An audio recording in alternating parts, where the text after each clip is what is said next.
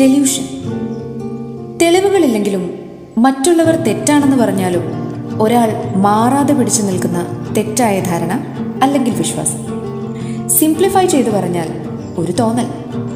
പക്ഷേ ചില തോന്നലുകൾ നല്ലതിനായിക്കൂടെ? ആരുമില്ലാത്തവർക്ക് ആരെങ്കിലുമൊക്കെ ഉണ്ടെന്നുള്ളൊരു തോന്നൽ. ചിലത് കൈവിട്ടു പോയാലും തിരിച്ചു വരുമെന്നൊരു തോന്നൽ. ചിലത് സംഭവിച്ചത് നല്ലതിനായിരിക്കും എന്നൊരു തോന്നൽ.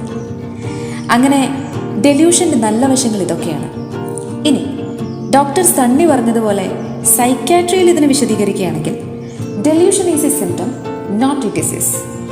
Schizophrenia, bipolar disorder, severe depression, delusional disorder, dementia, substance induced സൈക്കോസിസ്, അങ്ങനെ സൈക്കോസിസിൻ്റെ പല അവസ്ഥാന്തരങ്ങളിലും ഡെലൂഷനാണ് ഒരു സിംറ്റമായി പറയുന്നത്.